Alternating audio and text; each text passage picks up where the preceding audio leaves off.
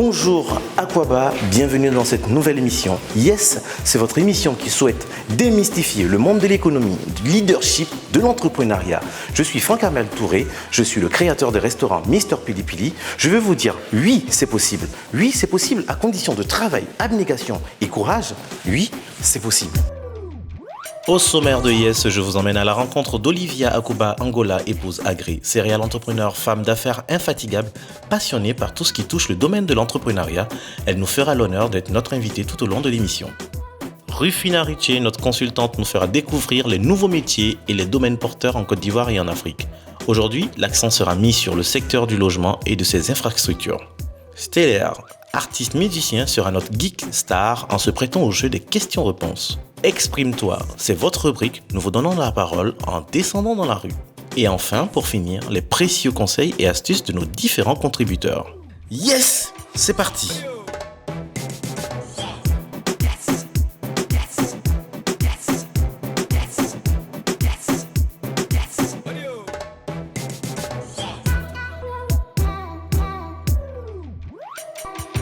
Bonjour Olivia, comment vas-tu? Je vais très bien, Franck Armel. Je suis ravi de te recevoir. Généralement, quand on reçoit des entrepreneurs qui sont multitâches, on a envie de dire, vous faites le grand écart. Mais pour toi, c'est pas un grand écart, c'est carrément un 360 degrés. Comment tu réussis à faire tout ça en même temps?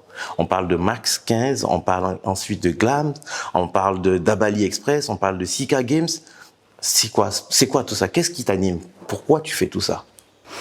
Alors pourquoi? C'est vraiment l'amour pour l'entrepreneuriat, l'amour pour les découvertes. C'est le trop plein d'idées qui picotent dans ma tête et tout. Donc c'est un peu ça. Alors donc tu dors, tu te réveilles, tu te dis j'ai une idée. Et puis on y va. Oui, je dors, je me réveille, je me dis j'ai une idée, mais ça ne se fait pas tout de suite.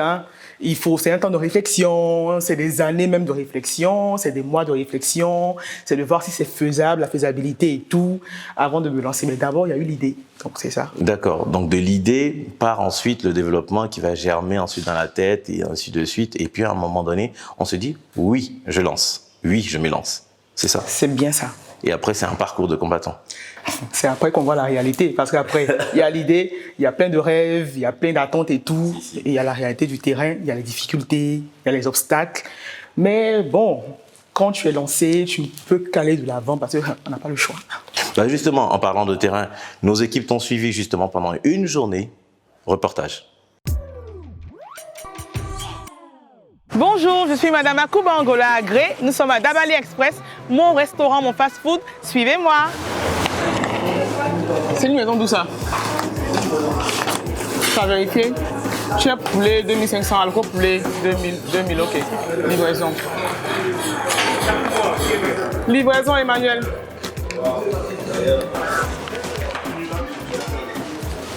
Bonjour madame. Donc là, ça va où ça? On a le poulet ici. Oui, c'est bon. On a le chef Macédoine ici. Chef, c'est au poulet. Ils ont mis poisson, tu vois. Donc tu dois changer ça. Chef, il faut changer ça. C'est au poulet. Ils ont mis poisson. Pardon. Rapidement, pardon. Le monsieur attend depuis. Guaguassou avec du riz.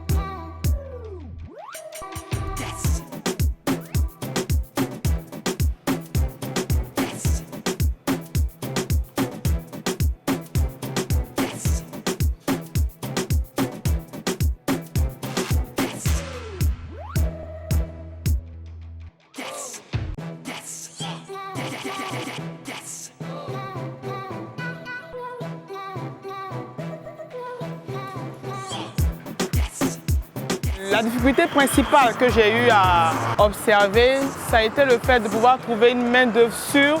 Parce que quand j'ai commencé, en réalité, je n'étais pas en Côte d'Ivoire, j'étais à l'étranger. Donc c'était compliqué d'avoir des personnes ressources sur lesquelles je pouvais compter pour pouvoir bien gérer mes activités. Et honnêtement, j'ai pu vraiment commencer à avoir un boom dans mes activités quand j'ai décidé enfin de rentrer en Côte d'Ivoire.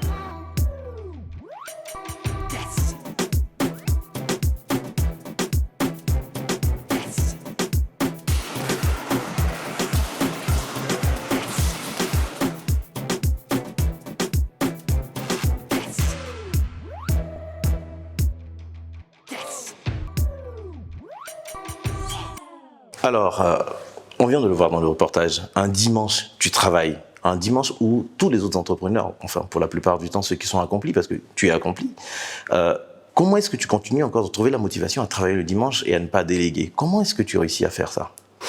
Alors, je vais te dire que aujourd'hui, franchement, je ne travaille plus, je m'amuse. Parce que ce n'est pas vraiment des corvées pour moi. Je n'arrive même pas à rester à la maison, à me tourner les pouces aujourd'hui. On travaille dimanche parce que dimanche, il y a des clients à satisfaire. Alors, on est obligé de se lever. Pour nous, c'est un devoir. Pour moi, c'est un devoir d'aller au travail et de satisfaire ma clientèle.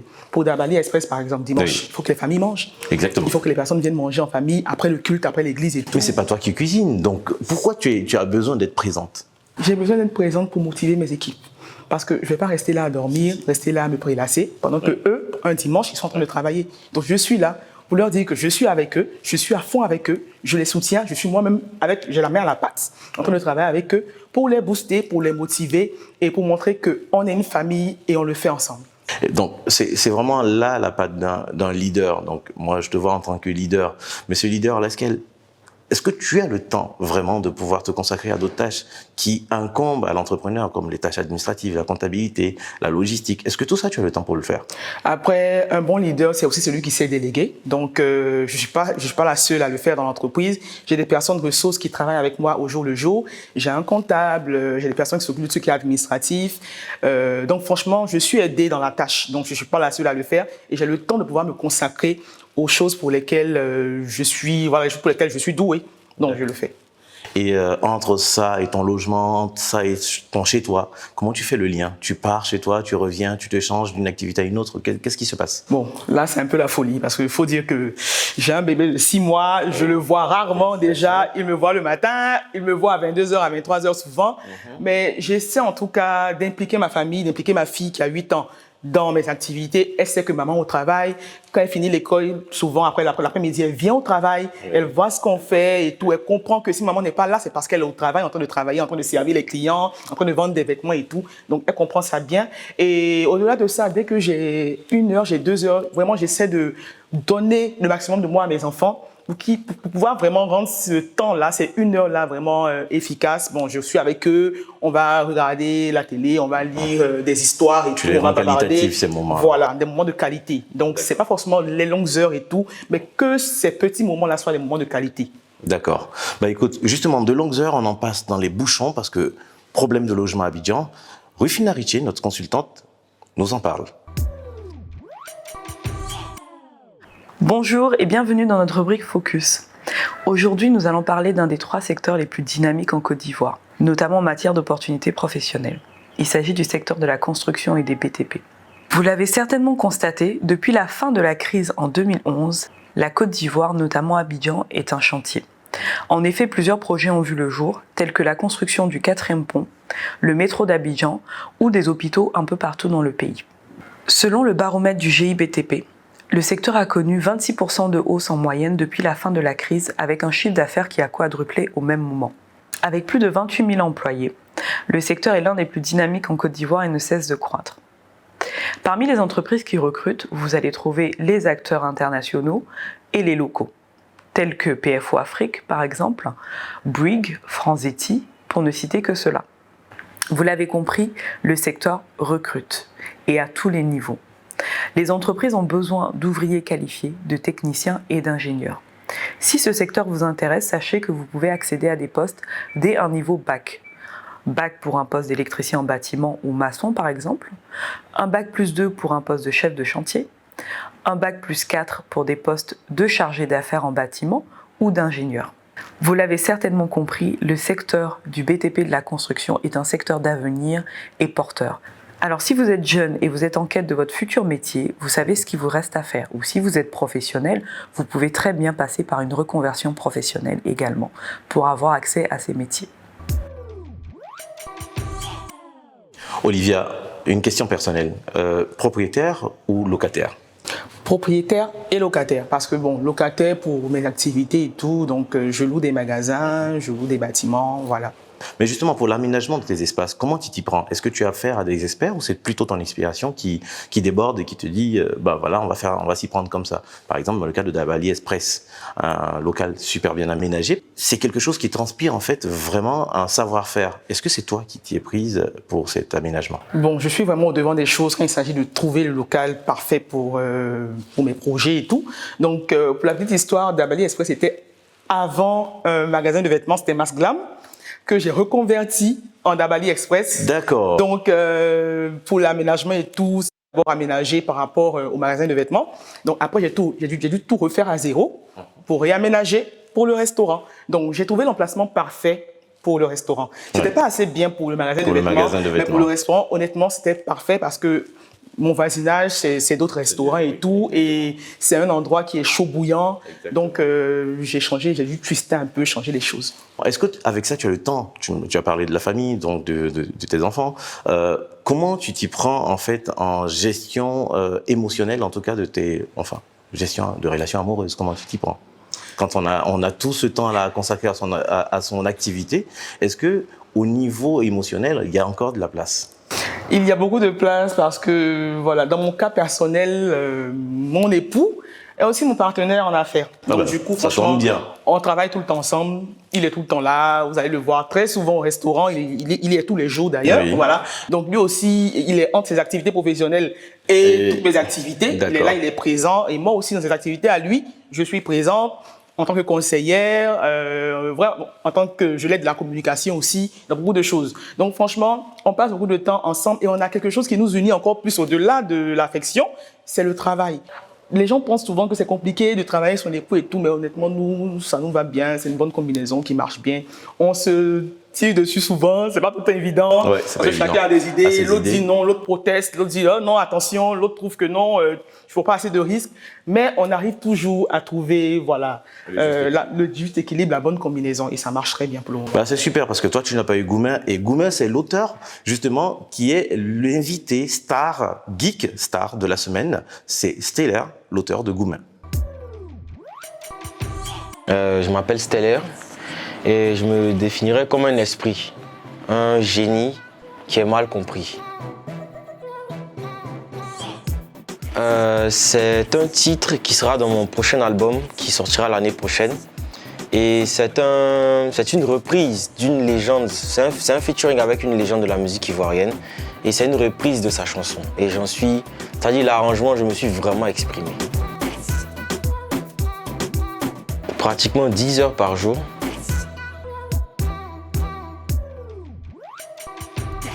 De base, je suis quelqu'un de très timide.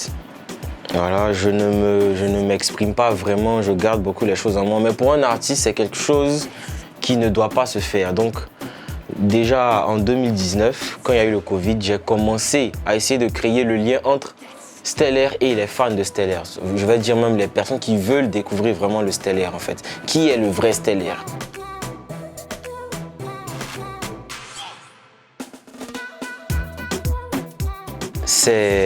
On va dire réellement, c'est Netflix, enfin, de la nouvelle génération des applications. Pourquoi? Parce que à travers elle, j'arrive à trouver des séries ou des films qui arrivent à me faire ouvrir les yeux sur la vie, la vraie vie en fait. Voilà, c'est Netflix.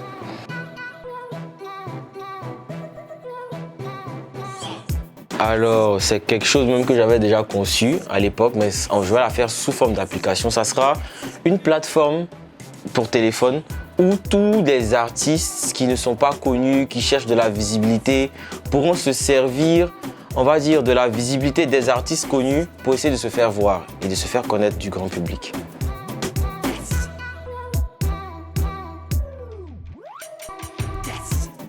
Ce sont ces nouvelles têtes de la politique surtout, qui sont en train d'essayer de, je ne vais pas dire arracher, mais de récupérer les vraies valeurs africaines.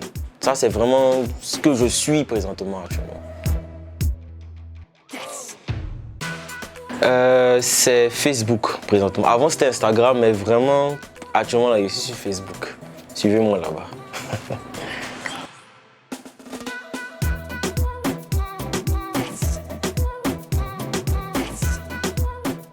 je vais dire TikTok, pas parce que voilà, il y a une hype et parce que genre, c'est un nouveau réseau, non, pas pour ça, mais moi je suis quelqu'un, j'aime apprendre. Et je suis très abonné à certaines chaînes de télévision, mais qui ont des TikTok aussi. J'aime découvrir, j'aime savoir des trucs cachés. Parce qu'il y a tellement de personnes dans le monde, il y a tellement de gens qui ont des connaissances dans le monde, mais qui n'arrivent pas à facilement les divulguer. Et sur TikTok, tu as accès facilement à toute cette connaissance-là. Donc je vais dire TikTok. Bon, je ne suis pas vraiment les entrepreneurs, hein, franchement. Mais je pourrais peut-être, entre parenthèses, dire Mola. Voilà, parce que déjà, c'est un grand frère du showbiz ivoirien. Et en même temps, j'aime la manière dont il jongle entre l'artiste et, on va dire, les événements et tout ce qui fait le primus, tout ça. On va dire Mola, disons.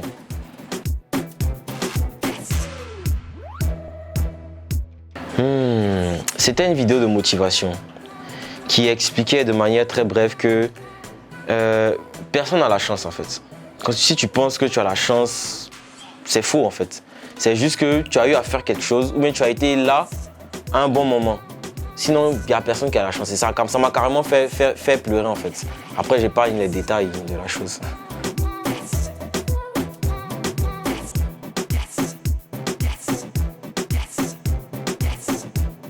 Je crois que c'est cette histoire avec la femme d'Arafat là.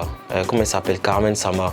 C'est vraiment un bad buzz. Mais je tiens à dire que une femme qui a des formes et qui est en mouvement, c'est clair qu'elle fait des mouvements, donc ses muscles se contractent.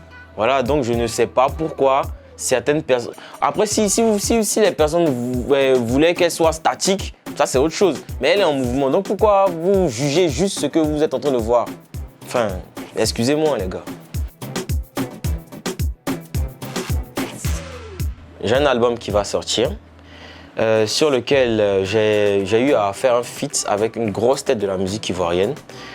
Il y aura 17 titres et je tiens à préciser que le Stellaire que vous avez écouté là, c'est pas le vrai Stellaire, c'est le Stellaire commercial. Vous allez écouter mes vraies sauces là. Ce qui n'est jamais sorti là, c'est ce que je vais faire sortir. Donc apprêtez-vous et les singles, tout ça là, on va bombarder. Et cassez vos oreilles. Voilà. Alors Olivia, geek ou pas geek? Accro au téléphone? Pas du tout accro au téléphone? Comment ça se passe? Super amoureuse de mon téléphone. Accro au téléphone, je travaille avec mon téléphone, je m'amuse avec mon téléphone, je fais tout avec mon téléphone. D'ailleurs, est-ce que c'est toi qui es ton community manager? Motus et bouche cousue. D'accord. Alors, donc, je présume bien que ton application favorite, c'est Facebook. D'accord. Combien de followers? 50 000. 50 000. À partir de 50 000, on est quand même considéré comme un influenceur. Bon, aux personnes d'en juger. Aux personnes d'en juger. Influenceurs et entrepreneurs. Justement, nous sommes descendus dans les rues d'Abidjan. Nous avons demandé aux Ivoiriens ce qu'ils pensaient. Qu'est-ce qu'était un entrepreneur? Bon, pour moi, je pense qu'un entrepreneur, c'est une personne d'abord qui nourrit une idée, qui la développe, qui met toutes ses capacités en œuvre afin de réaliser un projet dans le but d'être autonome financièrement en fait. Bon, je pense qu'un entrepreneur, c'est ceux qui s'occupent des bâtiments. C'est quelqu'un qui sait prendre des risques. Vous savez, nous vivons dans un monde beaucoup concurrentiel et si vous ne prenez pas des risques, vous ne pouvez pas vraiment avancer. C'est une personne qui entreprend quelque chose, comme le nom le dit.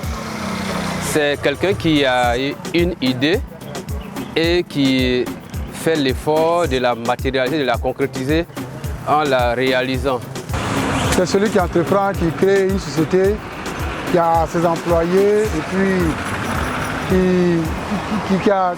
qui met en place sa manière de travailler, quoi. Par exemple, l'entrepreneur en bâtiment, les entrepreneurs en mécanique et autres. Un entrepreneur, c'est quelqu'un qui est dans le bâtiment. Un entrepreneur, c'est celui qui crée des marchés, qui crée des... comment je peux dire? Il donne du boulot à certaines personnes pour moi. C'est celui qui entreprend, qui a des idées et qui monte une entreprise pour pouvoir contribuer au développement de son pays. Savez-vous quelle est la véritable signification de la question du jour? Un entrepreneur est une personne à l'origine d'une idée, d'un concept novateur qu'il concrétise par la création de son entreprise. L'entrepreneur initialement s'investit personnellement et financièrement dans la création de son projet. Alors Olivia, est-ce que tu te considères comme une serial entrepreneur? Oui, je pourrais dire que je suis une serial entrepreneur. Tu as l'entrepreneuriat dans la peau, tu respires l'entrepreneuriat. Qu'est-ce qui fait ta particularité? Qu'est-ce qui fait que tu es différente des autres entrepreneurs? Je ne me dirais pas différente des autres entrepreneurs parce que je pense qu'en tant qu'entrepreneur, on a tous à peu près le même parcours. Oui. C'est vrai que dans l'exécution des choses, on a des obstacles différents, des expériences différentes, mais c'est quand même la même essence qu'on vit au quotidien. Donc, je suis une serial entrepreneur, je suis un entrepreneur motivé, passionné, voilà. Et qu'est-ce qui fait que tu ne t'arrêtes pas? Ce qui fait que je ne m'arrête pas, c'est que je n'ai pas encore atteint le but, voilà, l'objectif. D'accord. Et beaucoup d'organisations. Est-ce que tu continues d'apprendre encore à t'organiser ou bien tu te dis, bon, ce que je fais là déjà, je vais réussir, quand ça viendra, je vais apprendre à m'organiser? Pour le moment, je n'ai pas d'assistante et tout, je fais tout moi-même, donc ce n'est pas forcément évident tous les jours de respecter tous les rendez-vous, d'être à l'heure partout, même si j'essaie et tout. Mais je pense qu'au fur et à mesure et tout, et puis bon, voilà, quand je vais commencer à avoir des équipes qui peuvent travailler sans moi, qui vont me laisser être un peu à l'écart, tranquille et tout, je pourrai mieux m'organiser. Voilà. Super. Bien, justement, en parlant d'organisation, Jacques-Arnaud Kanga, notre consultant, va nous parler de comment s'organiser quand on a une multi-activité. Vous êtes au début de votre aventure entrepreneuriale et vous vous demandez comment penser votre business, comment le structurer pour le faire passer d'une idée à un véritable projet. La première étape préalable, très importante, mais qui est très souvent oubliée par nos entrepreneurs, commence par travailler sur l'entrepreneur lui-même. Possédez-vous le mindset de l'entrepreneur. Vous devez identifier vos qualités et vos points à améliorer et voir dans quelle mesure ces qualités et ces points améliorés-là vont vous permettre d'entreprendre et de gérer votre entreprise. Quelle est réellement votre idée? Comprenez-vous vous-même en tant que porteur du projet les différents contours de votre idée et êtes-vous capable de l'énoncer de manière suffisamment structurée pour être compris par vous-même et par vos interlocuteurs? Le meilleur moyen de tester votre idée par rapport au marché, c'est de réaliser une étude de marché. Cette étude de marché vous permettra de comprendre qui sont vos concurrents, quelle est la taille de votre marché, qui sont vos clients, quels sont les produits que recherchent vos clients, comment est-ce que vos clients arrivent à avoir accès aux produits de vos concurrents. En bref, il vous permettra d'avoir une vision globale du marché sur lequel vous voulez vous insérer et donc de challenger votre idée, votre projet, par rapport à ce marché. À travers la définition de votre business model, vous allez préciser quelle est la proposition de valeur que vous souhaitez apporter à vos clients, quel est l'avantage compétitif que vous allez mettre en place par rapport à vos concurrents, qui sont vos principaux partenaires, qui sont vos principaux fournisseurs, quel est le moyen de générer des revenus à travers votre projet, quelle est sa structure de coût et quels sont les moyens de distribution de vos produits et services auprès de votre clientèle. La 5e étape pour bien penser votre business est fortement liée à la 4e étape que nous venons de voir. Dans cette 5e étape, il va vous falloir définir votre business plan. Le business plan est la traduction dans un langage financier et économique des hypothèses que vous avez prises lors de la structuration de votre business model. Il vous permet de regarder l'équilibre financier de votre projet. Il vous permet de définir sur une période de 3 ou de 5 ans quel est le niveau de ressources financières, matérielles, humaines dont vous allez avoir besoin pour la structuration de votre projet, comment agencer ces ressources-là et donc vous donne une idée beaucoup plus claire, fine de votre niveau de besoin de financement et donc vous aidera à aller au bout de la recherche de financement au moment du lancement de votre projet. Vous avez réfléchi à votre idée, vous avez fait votre étude de marché, vous avez défini votre business model, vous l'avez traduit dans un business plan, vous avez opté pour le statut juridique le plus adapté, vous avez effectué les différentes étapes par lesquelles il vous faut passer pour penser votre business et pour le structurer. Vous êtes maintenant prêt à développer et lancer votre activité avec tout le succès que je vous souhaite. Olivia, on est au terme de cette émission. Je ne te laisserai pas partir sans te poser la question des défis futurs. Donc notamment, qu'est-ce que tu vas faire pour l'avenir et quelles sont tes prochaines visions? Alors, le défi principal que j'ai aujourd'hui, c'est de faire de Dabali Express une grande multinationale.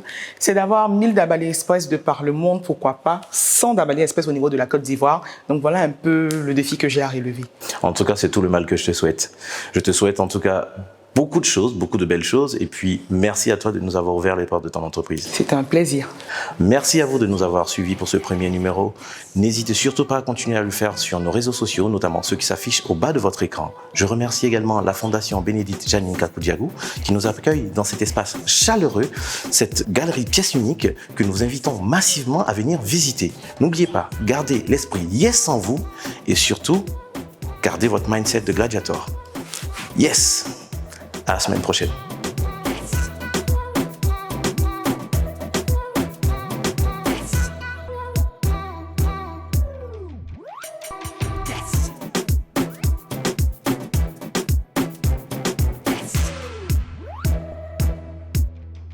Yes.